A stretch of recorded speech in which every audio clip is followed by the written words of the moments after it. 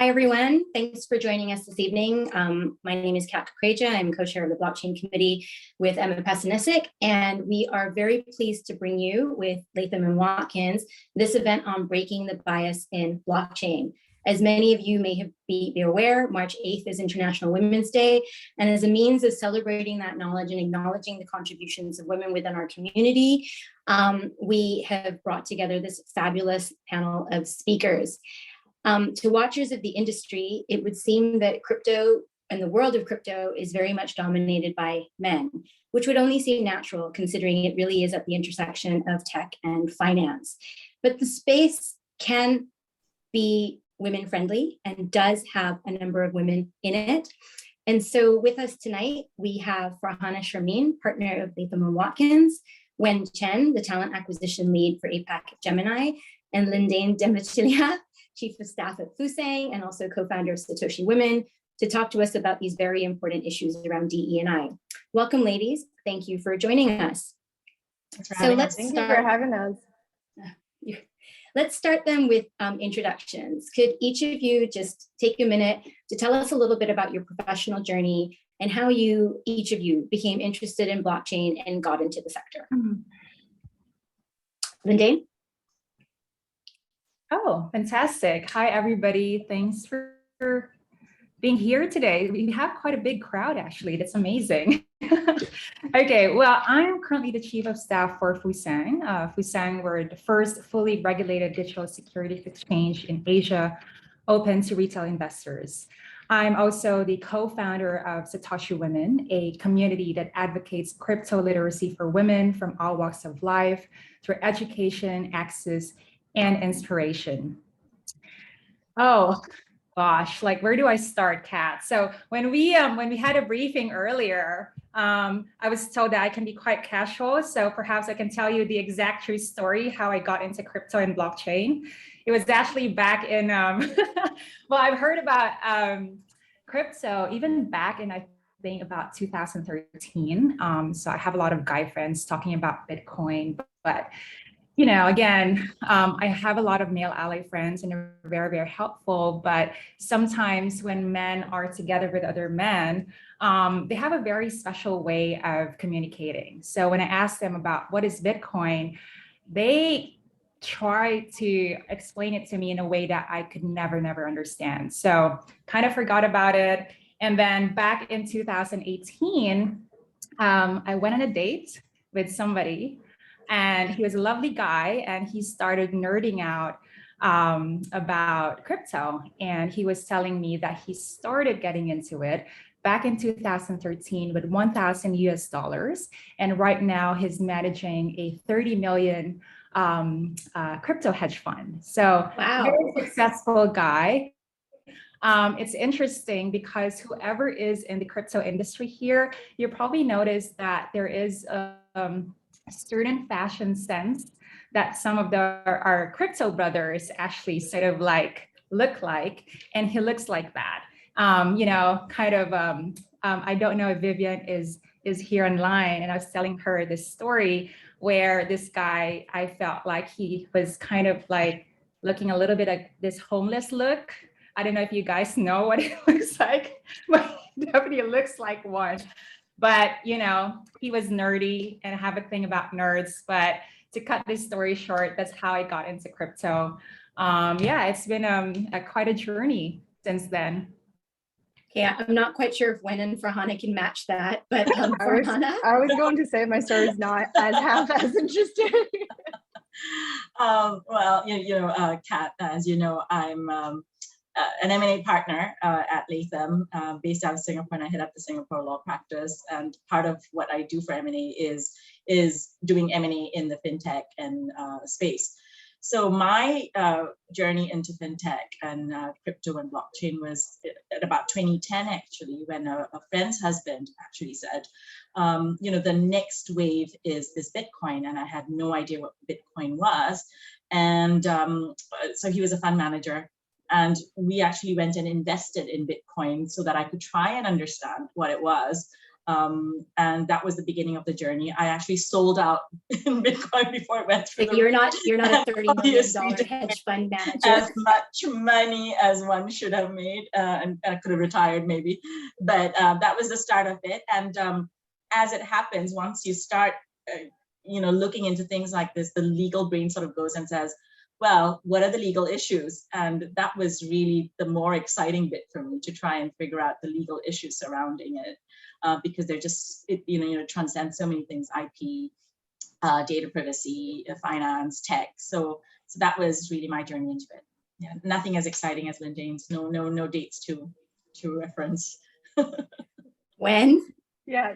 Okay, I was going to say, yeah, I don't think that my story is as interesting as Lyndaine, for sure. But when she said about, I don't know if you know about those nerds, I actually came from engineering school.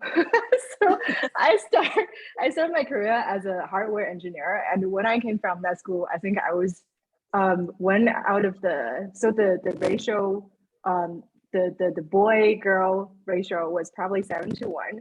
So I know a lot of nerds back then. But a couple years into my engineering role, I decided that I probably have a greater passion for people than for machines or computers. And that's how I transitioned into executive search in the first place. And later on, gradually stepping into talent acquisition. And in the most recent years, I've been always in FinTech, helping company startups like Gemini find talents across APAC. And my story of getting into crypto is probably, because I think I probably got into this a little bit later than the two of you. And back then it was almost a no-brainer for me, because like many of you, I believe that crypto is the future of money. And the reason why I was drawn to Gemini in particular is really its mission that is about empowering the individual. And I realized that it's not a company that view blockchain or crypto as tools for only a select field, but really for everyone, regardless of gender. And I want to be part of that. The cool thing about hiring in crypto really is that you get the opportunity to open the crypto world to so many people, right? From traditional finance to tech, or to something maybe completely different. So every single day, every single person that I hired, they might become the future leader of the industry, and that's pretty cool. So I really enjoy it.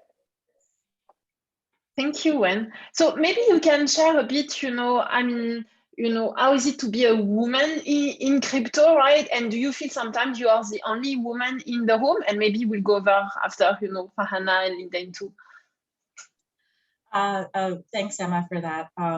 Well, I think it comes as no surprise, right, that when you've got an industry which is basically at the crossroads of finance and tech, which have always been very traditionally male-dominated industries, that's creeped into this space, which I was hoping it wouldn't really creep into the space, because what better way of breaking all sorts of biases than having a new nascent industry, right? But yes, I think at the moment in time, there tends to be much more of a male-dominated field. We are seeing more and more women, including the panelists that we have, breaking into this, arena. And I think it will be the future. We will see more and more women. As Wen said, when you're recruiting, basically the world is your oyster, and there is absolutely no reason, given where education is today, and given how savvy women are in tech as well, that there shouldn't be more women at the table. Wen, do you want to share your perspective? Yeah, definitely. I feel, actually for me, at least at Gemini, I think it's been a pretty amazing experience, and it's really rare for me to be the only woman in the room. And I think the reason to that really is that we're trying to build this company culture where women feel safe, that they can stay in this company and they have the space to grow. They can build their career in this company. For example, we have this like internal group, we call it Womeni. So it's like Gemini plus women. And in this group, what we basically talk about is we share our experience being a woman in the workplace, whether it's good or bad. And we discussed possible ways that we can support one another and really trying to like foster a sense of belonging in the office, in the workplace. So that really helps. But I absolutely echo what Farhana said. The rate that women entering jobs in tech or finance are definitely not at the same rate as men. And to close that gender gap, there is a lot more that we need to do. Sure. Lyndaine? Yeah, I totally agree with Farhana and Wen. I think it's kind of a general sort of knowledge that there is quite an imbalance gender-wise in terms of, you know, the female participation, I would say, in the professional space. However, I think it's interesting, right? Because like physically, you don't see a lot of females yet. But frankly, at work, I don't really feel that, you know, there is like men versus women. I think I'm just very lucky that I'm working with people who don't really care about my gender or my race. So I'm just another person, right, trying to get the job done. So I know that this is not really same for maybe a lot of organizations, I suppose.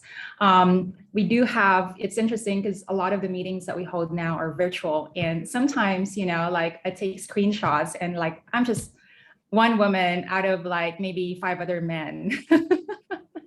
I don't know about you, but it's quite fascinating because you're like, these are all men here. And unfortunately, I do observe that, but it's not really changing as much, I would say, ever since maybe even when I started with Fusang 2 years ago. You know, there's still quite a lot of men, or, you know, I mean, there's still less women as compared to men in terms of, again, like people that we're talking to. So yeah, so hopefully, you know, that will change and we encourage more female participants to sort of like explore in this industry. Thanks, Lyndaine. This is like a really natural segue to the next question. So, I mean, we've been talking about men in the industry, and I think it's no secret that crypto is often described as a boys' club. You know, a 2021 State of US Crypto report cited 75% of crypto holders being men. So what can you tell us about the impetus for, you know, co-founding SatoshiWomen and, you know, wanting to empower women to be more involved with crypto and more financially literate? Are you able to share with us in the audience a little bit of what you've seen in terms of interest and engagement from that female community? Yeah, absolutely. And interesting enough, Kat is one of our members in our community. Gemini also had a collaboration with us a few months ago to do crypto one-on-one for our community. So super grateful for that. Hopefully that's, you know, the first of many. Well, SatoshiWomen, it's a community that Vivian and I co-founded with a mission to support women in getting the same access to men to knowledge, opportunity, and resources to fully participate on an equal basis in the crypto and digital asset sector. Kat, like what you said, currently women are underrepresented in the crypto sector. It is predominantly male in both the professional sense, i.e. the number of people employed, and also where the number of users is concerned. To people in general, not just women, with no experience of the sector, crypto, NFT, metaverse can appear too complex to comprehend. I'm sure a lot of people can sort of like relate to that, and also challenging to navigate their way in.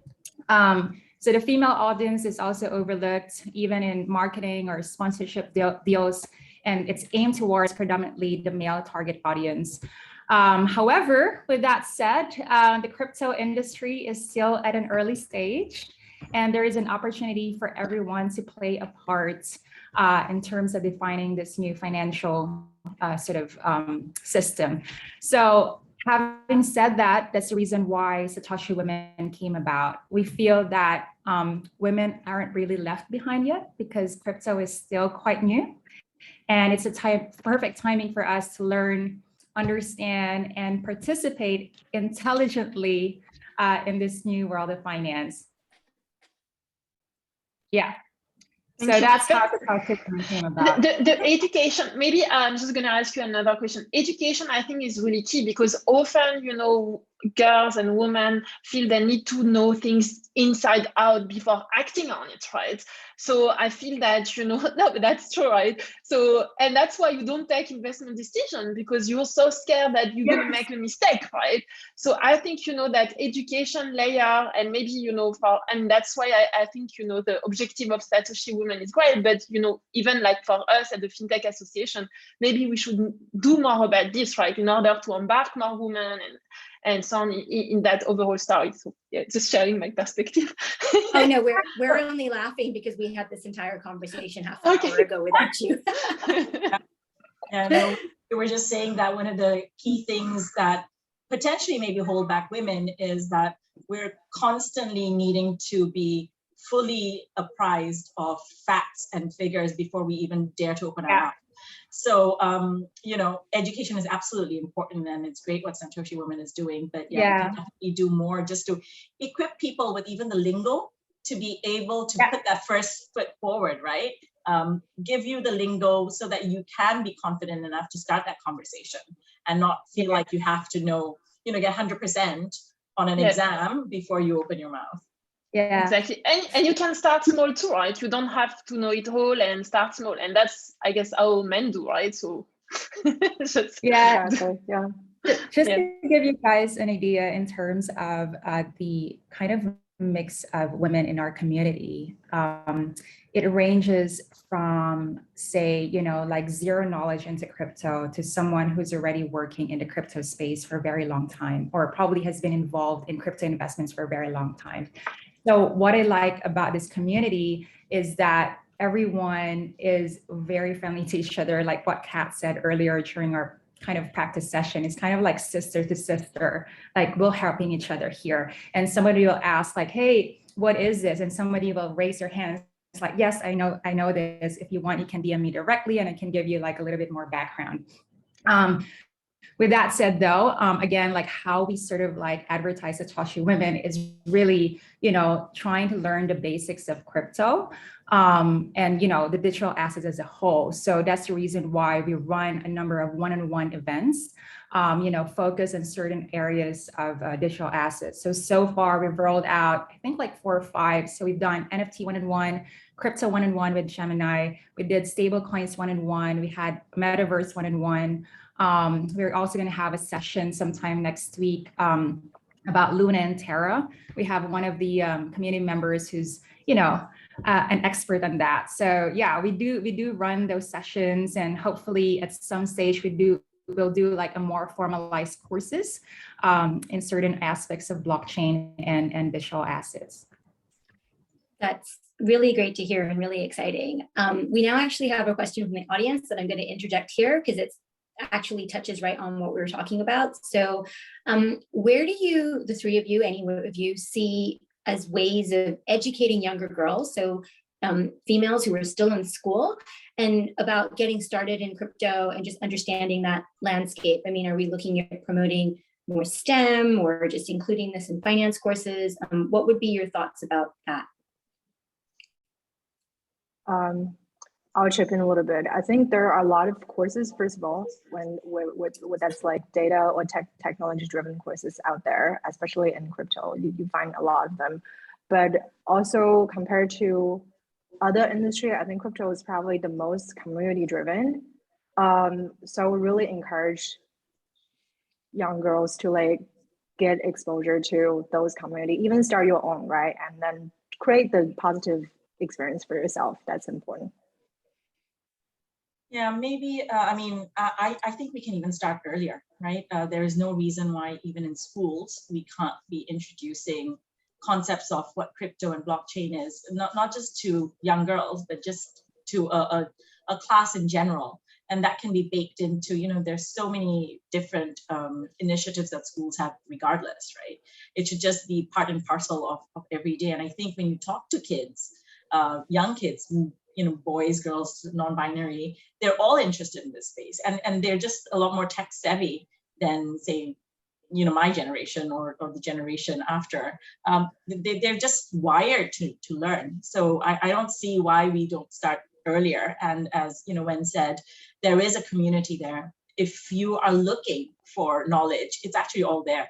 I think the important question becomes is, it's easy for a developed country to give that education. What about developing countries or underdeveloped countries where you might have issues with access to internet? Because that does play a big part in education access and even understanding or even being able to trade, right? But if you've got a phone these days, you should be able to access that sort of information technology across. And I think it's just basically organizations like SatoshiWomen raising that profile to let people know that we've got this pool of people, a community who can educate you wherever you are, whatever background you come from. Yeah. So maybe we can talk more about female entrepreneurs in the space. So I read some statistics, preparing the event, saying that, out of the top 120 companies in the crypto space, only 5% were founded by women. So Farhana, since, as part of your role, you basically work a lot, in M&A and acquisition and looking at, the space, how many, female-funded company have you worked with, and do you see some different dynamics going on? Do you think that this number is increasing, or what are the trends? So interestingly, I think most of the organizations that we work with actually have a lot of women represented in different actual decision-making positions, whether they're engineers or whether they're a founder or CFO or even legal chief of staff, etc. I think one of the founders that we've obviously worked with is Jalak Jopamputra, who early on is a founder of the Future Perfect Ventures, which from 2014 was already one of the earliest investors in blockchain. And she has, leading on to how women in a leadership founding position can make the way and break the bias for creating more diversity. She's actually founded Collective Future, which is a global initiative to foster diversity and education, sort of similar to what SatoshiWomen is doing in the blockchain sector. So like I said at the beginning, I think this is an industry which has a lot of promise for women. And yeah, I mean, that's one of the key examples that I can give in terms of founder-driven women initiatives in blockchain and crypto. So looking now then at a company that has famously been founded by men, Gemini, the twins, Wen, can you tell us a little bit about what Gemini specifically is doing to hire and recruit women, especially in developer and coding roles, where women have historically, leaving you aside, women have historically been unrepresented? And also just following on from that, do you think there are any specific skills that, we need to be aware of as women when we look to come into this industry? Definitely, that's a good question. So when it comes to hiring, first of all, in general, we're trying to make our hiring process as fair and efficient as possible. And being an equal opportunity employer, apparently we take diversity, equity, inclusion very seriously. We only consider candidates on merit and not on identifiers like gender. And in the interview process, not only do we make sure that we involve a diverse group of people during the process, we also actually provide training company-wide to raise awareness of bias and its impact. Now, talking about recruiting women into historically underrepresented roles, we do see more and more women getting educated in like crypto data, right? Technology-driven courses in the recent years. And there are more, I personally see a lot more women applicants getting into tech roles. And I still think it's probably take a few more years for us to really get to that equitable distribution of tech roles along the gender lines. One attempt that we do at Gemini is we also encourage internal mobility. That means if you have interest or you have capability of a different role that is different than the role that you came in with, you can apply for it instead of just staying in your current role. So let's say one day I decide to pick up C++ again and move back to engineering, I can simply apply for a role at Gemini, right? Instead of like getting out of this company or out of the industry. When we talk about, what are the specific requirements for women in the crypto industry, first of all, I can't say this enough, the requirements for women in the industry are exactly the same as men. And in general, being in crypto as a talent acquisition professional, I can confidently say that you don't have to be an expert in crypto to get into this space. In fact, we've hired a lot of people from non-crypto, sometimes even like non-financial service, non-tech space, doesn't really matter, and they can still succeed in their role. I'd like to think about crypto as like a melting pot with a lot of unique, exciting, sometimes crazy ideas all mixed in. So you don't really have to know everything about crypto, but you do need to have the skills that are required for the role that you apply for. Great. Thank you, Wen. Good. Do the others? Do the others have Lyndaine and Farhana, because you're coming at it from a different angle of blockchain? Like, do you see a need for any specific skills for success? Well, in addition to knowing the basics of crypto and blockchain, I would say basics meaning, at least understand what Bitcoin, Ethereum, how it works. Perhaps, a little bit more NFT, metaverse, Web3, creating your MetaMask. I would hope that before you get interviewed, at least you have this set up already, or maybe like set up, an account in one of the exchanges, because I do believe that it's a lot easier for you to learn where you get your hands on something rather than just, like learning it just by the book, right? So I think the other thing that women should learn a lot more is really having their confidence to present themselves. I still have a public speaking coach. I never get rid of this person because it's really, really important, and especially in this space where it's ever evolving, ever changing. And it is very easy for us to doubt ourselves with the information that we have on hand. And like what Farhana, Kat said earlier today, I think, like women, we are a lot more prone to imposter syndrome. So meaning to say that we tend to question ourselves a lot more than men. And I think that's just biological. So I guess, like having this skill in terms of, like being able to present yourself properly and have that confidence is really, really important in this space. I mean, I've been in situations where, no offense to our male allies here, I've been in a room full of men, and I think like one of my co-founder, Vivian, there was one time where somebody was explaining to us about a new thing in the NFT, in the digital asset space, where there are a number of people within the group, and they each all make a decision, or they each have to make an agreement before they make the decision. And what we said was like, oh, okay, so you're referring to a DAO. He was like, no, it's different. I said, what is it then? I said, I think it's a DAO. It's quite entertaining because, I mean, he's an amazing guy, but sometimes I'm like, I hope I have his confidence. I mean, seriously, this is sometimes how you get through life. You just have to be super confident. And I think those are one of the things that women really have to kind of possess. I mean, I truly believe that everything can be learned. In Satoshi Women, what we always encourage women is that don't be afraid to, and don't be shy to ask questions, because we're all learning here. Crypto is ever evolving, ever changing by the minute. So my knowledge today can be obsolete tomorrow. So all of us are learning together, and that's okay. So you're never left behind. Not sure, Farhana, if you have anything to add to that. No, I think, just to complete what Wen and Lyndaine said, when they first started out at tech, in Facebook years ago, said the same thing to me, not just about confidence, but about having a speaking coach.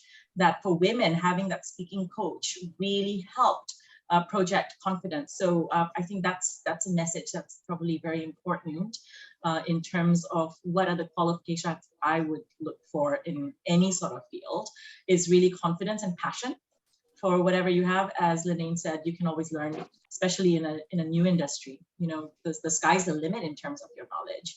So nothing really more than that in my view. And I'd love to see a situation where we don't ever have to put gender on our resumes. You know, why is it relevant at all? We're moving towards that. You know, leaving gender aside, I was actually hosting a session for International Women's Day, and we started off polling the audience as to if you left out gender and you looked at qualifications, you know, how did that inform your decision-making process? And people were actually very candid that gender was irrelevant. So I think, you know, in terms of expertise and experience, it's really passion and confidence I would be looking for. Great, thanks. So earlier, Farhana, you talked a bit about that, how, you know, crypto can help in, you know, as well in emerging markets. So, you know, looking at the digital economy overall, you know, and the Web3 economy, how do you think that, you know, a blockchain can help, you know, reduce gender, you know, inequality? And maybe after we go through Lyndaine and Wen. I mean, I think really it's how microfinance has developed, right?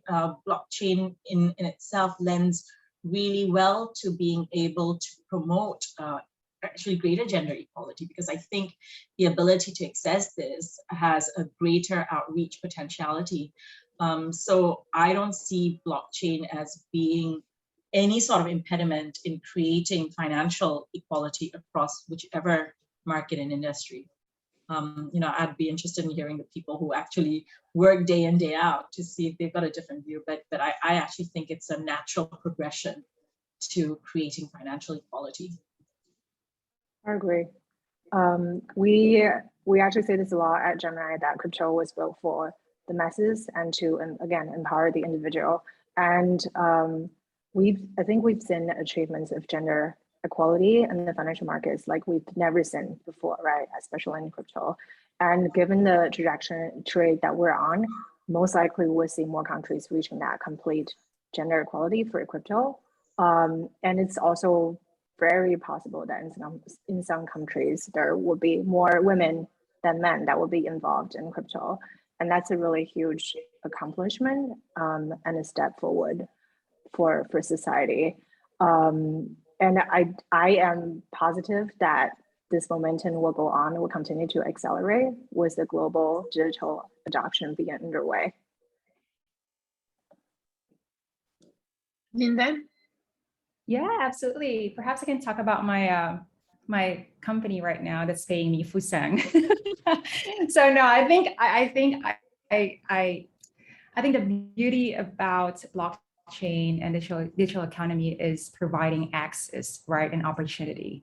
So as in the case of Fusang, what it offers is that we provide a platform to enable, say, entrepreneurs to sort of issue tokens and eventually like raise funds, right? So I think really, so whether it's female, male, I think, you know, having a platform that enables you to access, say, a wider range of investors is really beneficial. And as an investor myself, if I'm able to access types of investments that are typically were available or used to be available only to the very wealthy, and now I can access it, I think, you know, definitely there will be chances for me to make, you know, a little bit more money than how it was done in a traditional manner.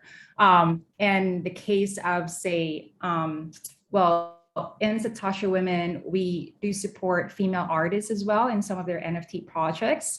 You know, one of the ways that we see digital economy is, again, providing more opportunities for these artists to monetize their work. So, you know, in Web2, obviously they post it on Instagram. Usually it does nothing, right? Unless you start having a lot of followers and maybe you'll get sponsors.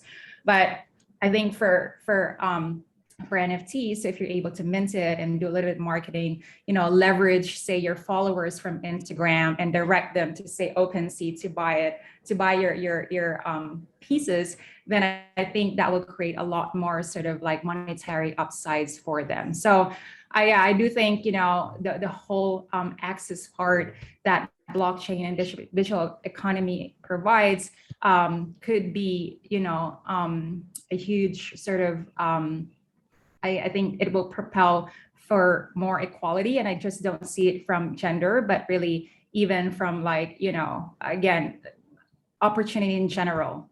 Yeah.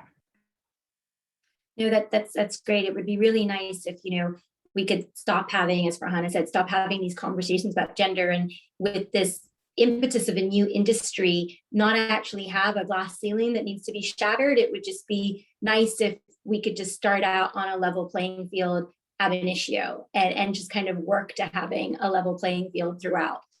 So Lyndaine, Wen, I'd like to ask you then, again, looking at the HR perspective and again, from the Satoshi Women aspect here, what else do you think could be done to promote the role of women within this sector? Wen? First of all, I think keep having conversations like this would definitely help, right? And another thing, I think we talked about this in the briefing session as well, maybe pay more attention and support to women-led blockchain projects or startups, right?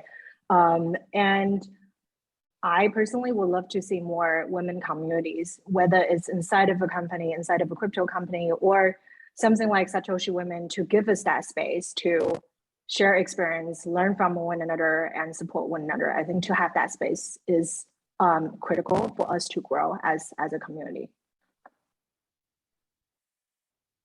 Lyndaine? Yeah, thanks for that, Wen. Yeah, truly. I mean, we hope to continue to provide a safe space for women to really learn more about this industry. And I think in general as well, I think companies, and specifically crypto and blockchain companies, I think they need to mindfully design marketing campaigns as well that is balanced campaign and not just geared towards men or women. I think,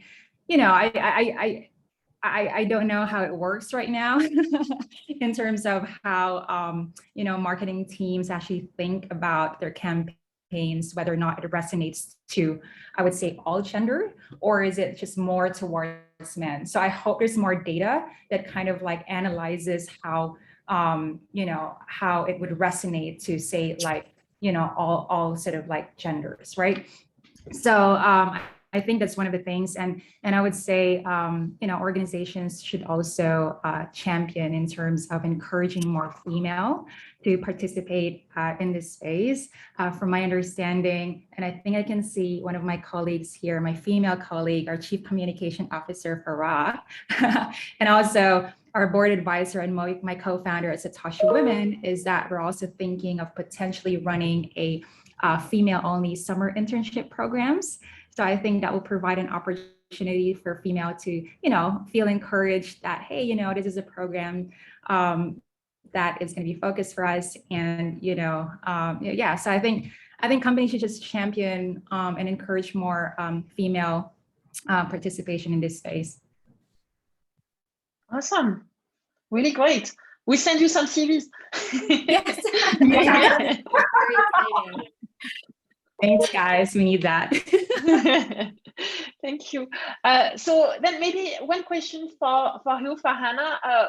What do you think is the biggest bias, that needs to be broken, within the industry? Because you're seeing so many, I would say, blockchain, leaders and crypto leaders. So how do you feel that? What is the bias we need to break? That's the theme of International Women's Day. So let's go on it. I actually don't think there's a conscious bias. I think it's probably more of an unconscious bias. And it's not just an unconscious bias from the men, but also a self-conscious bias from women itself, as what we talked about earlier, that am I actually equipped with enough knowledge to be in this industry? Women also tend to be risk averse, right? So there might be a hesitation to invest in something that's not known as much. So I would say one of the ways that we want to break bias is really women, just get your hands dirty, start investing. You know, has never been a greater platform than blockchain and crypto, in which there is actually equal access to investment opportunities. You know, you can invest in anything today. So the best way to learn is really, as Lyndaine said, get your hands dirty, start investing. So I think that's really an important way of breaking bias, and the fact that it's actually accessible and available once you've got Wi-Fi access and you can log on to a platform, register yourself on a platform easily. I really think, as Kat said, this is the industry where we should not be having any ceiling, where we should not be having this conversation on bias at all. This should be the industry where there is absolutely no bias. That's really great. I really like that. Any comments from Lyndaine or Wen? What is the biggest unconscious bias? I mean, you know, in the different unconscious bias, you know, I know there are different type of kinds of unconscious bias, you know. When you were talking about trainings, I forgot mine, unfortunately, but, you know, on unconscious bias, but, you know, maybe you can highlight some of them. I don't know that you may see. I think from a hiring perspective, there is a lot of like bias about how, oh, if you're a woman, you probably are in marketing, or like you're in HR. And if you're a man, you're probably in engineering, or you know, you're probably good at coding. That's one of the most common unconscious bias that I see, especially in the talent space, and it's no difference in crypto as well. I'll move on to the next. Sorry, you then unmuted. So. I'm sorry. You know what? My internet is unstable here, so I hope I'm not coming across like a little. No, it's fine. It's fine. You guys are coming across choppy, so I'm sorry. No, I don't have much to add on to Farhana and Wen. Really, I think sometimes, I mean, truthfully, sometimes the bias is within us as well. I just hope that, you know, women also, you know, I think, how do I put it this way? I really did not like to see that women are victims. I kind of feel that I think I'm over that. I mean, personally, I would want to see and focus on my strengths and the opportunities that this industry provides, because there are tons. Like what I said earlier, we're still early stage in the crypto world. We're not left behind, and I hope women don't think that we're left behind. We have all the tools and platforms that you can get educated. You know, there's a lot of like materials out there. Of course, you have to be careful who you follow, especially on YouTube or Instagram. There's a lot of scammers there. So just be very, very careful. Like the crypto language or crypto lingo says DYOR. So do your own research. You have to do your own research before putting your money in. Or if you're putting your money in, it's something that you're prepared to lose. And that's just how it is, because crypto is a roller coaster. I'm telling you, it's not for the faint-hearted. But my point is, I feel like, I think, you know, for individuals, really,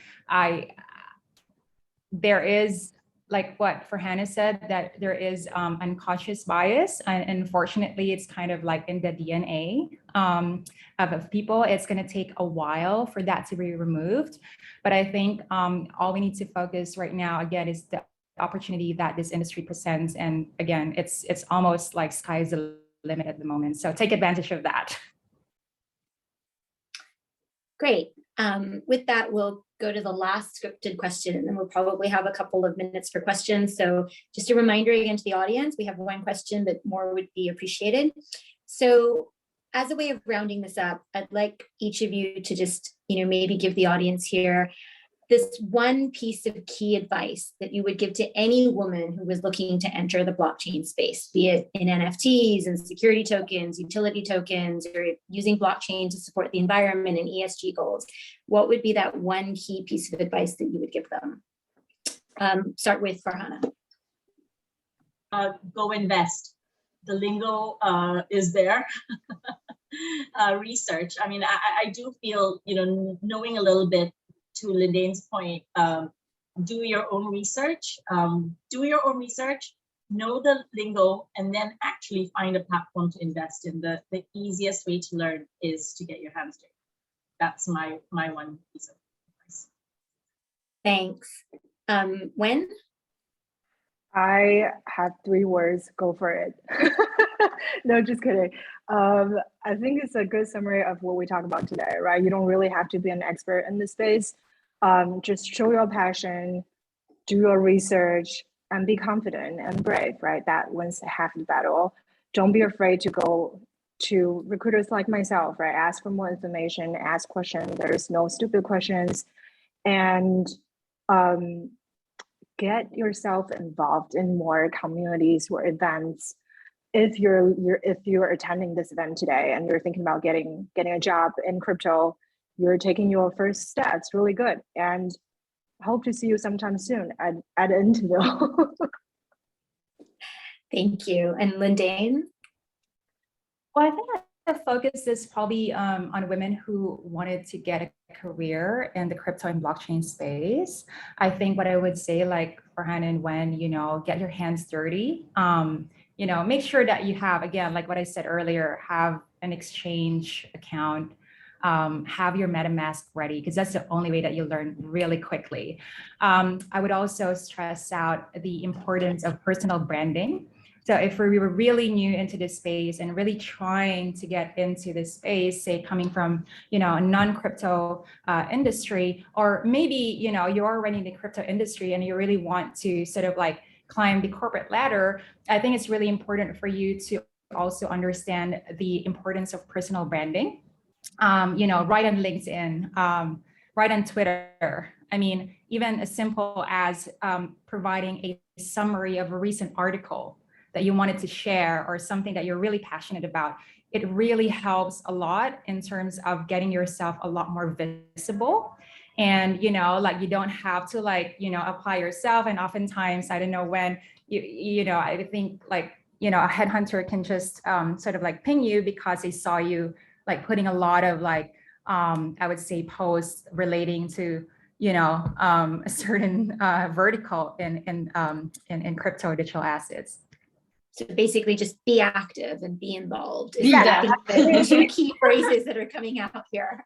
Yeah, I really echo that because I do look for like keywords and look for, if you have a blog about crypto or NFT, that's definitely good. Yeah. Yeah. Thank you. Great. So I think we can switch on some questions. I don't know if Anthony, you can unmute, because I mean, you wrote so much. So I thought that maybe that could be, better if you can say it, but otherwise I will just read it. Yeah. Yeah, no, I'm very happy to unmute, and sorry for a great session. It is, in my view, talent and energy and passion are the things, and with all due respect, gender's irrelevant and other things are irrelevant. So back in the 90s, the question is the same thing happening? Back in the 80s, 90s in Hong Kong, there was a chronic shortage of talent, especially around engineering, which meant by the time I got to Hong Kong as a young person who was lucky enough to get into some e-cash, which is quite relevant now with the central bank stuff, literally all except one of the senior women in HSBC, and it was actually Hong Kong and Shanghai Banking Corporation, from the head of IT, head of security, head of risk, all the way down, were women. Super capable, pleasure to work with. There was almost just one token guy, actually, who was lovely, a guy called Joshua. So because of this chronic shortage, that drove, because when it's shortage, you actually, all those sort of nonsense stuff and perceptions disappear, because it's just like, well, that's a good job. I'll just, people are just as capable. There's no difference. It's just whether they feel they can do it, and they obviously felt they could. It would be great. I'm just wondering if any of the panelists have seen. It would be great because there's chronic shortage of skills in engineering and crypto, in especially. just wondering if you know, and maybe I'm being optimistic, we're seeing the same thing happen. So actually the need for skills overrides all this nonsense, whether perceived or otherwise. And wouldn't it be great if there was a few examples to inspire those coming up to go, well, yeah, of course I can do this because I can see. So yeah, just thought I'd ask that question broadly. And also just, yeah, I always find this very strange because that was my exposure. So. Thank you, Anthony. Any perspective on this, on the shortage and then the fact that it can bring more women into the space? When maybe? Yeah, I was going to say that I'm probably the closest about this topic. I actually don't see it as a shortage, but because crypto is such a new industry, I feel like there are talent out there, but they're not specifically paying attention to this industry, and that's the space that we can probably tap into a little bit more, whether it's men or women. And especially for women, I think to have conversations like this, to have more communities like SatoshiWomen definitely helps. So we kind of raise awareness of the whole industry and have more either engineering women or marketing or compliance to understand this is a legit industry and there are a lot of opportunities for you here. And that might help us promote the industry and help us get more candidates, get more interest from different industry, from different space. Thanks, Wen. We have another question here, and this may be, in light of time, our last question here. But we have a question focusing on joining communities, because all of you have touched on joining communities, and obviously we keep on highlighting Satoshi Women, and Lyndaine is here to keep on highlighting Satoshi Women. So, you know, the question from the panelists is, how does one get involved with communities, and are there any recommended ones? Before, I'm just going to sit there and give a little 2 cents here, and I would say that I think the community that you want to join is probably also going to depend on what it is that you're looking for to do in crypto. Farhana and I can probably speak to the fact that there's quite a few regulatory and compliance forums. If one was looking at that particular aspect of the crypto industry, if that's like what you're interested in, understanding all of that, there's loads on LinkedIn. Obviously, you can join the FinTech Association.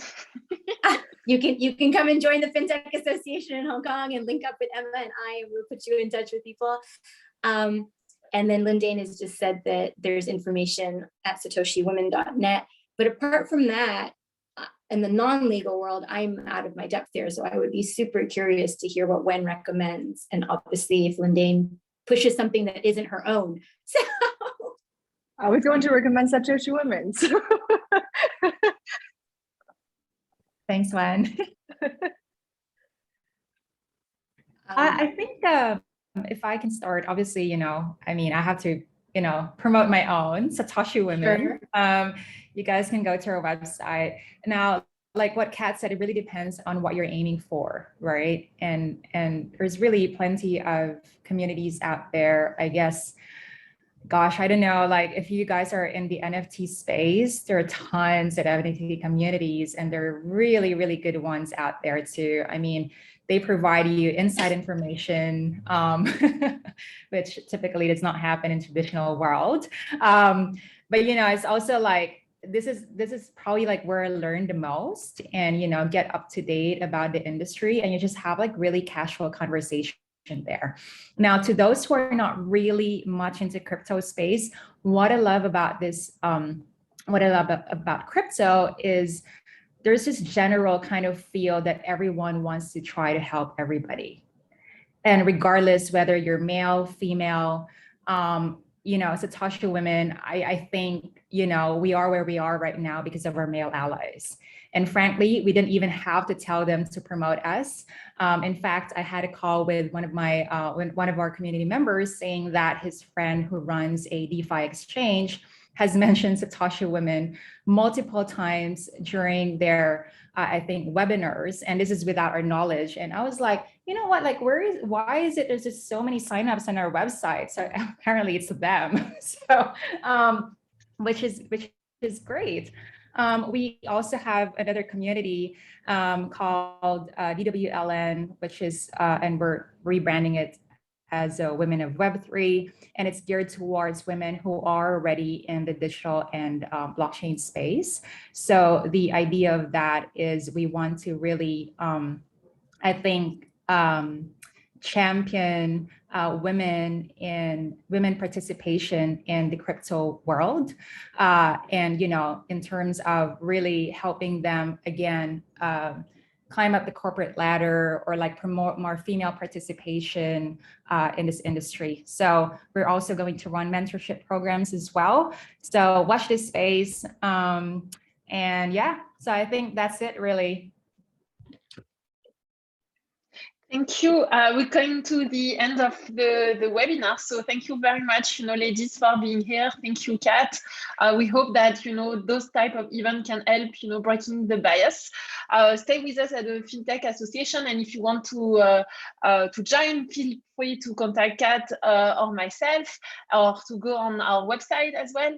And so stay tuned. Next month, we have a super panel discussion on institutionalization of crypto markets. Yes, and that's where I should have a public speaking, Let me know, Lyndaine, your coach. So on pronunciation of long names. So thank you very much, everybody, and see you next month. Thank you. Thanks, everyone. So Hope you all have a good evening. Bye. Bye. Bye. Thank you.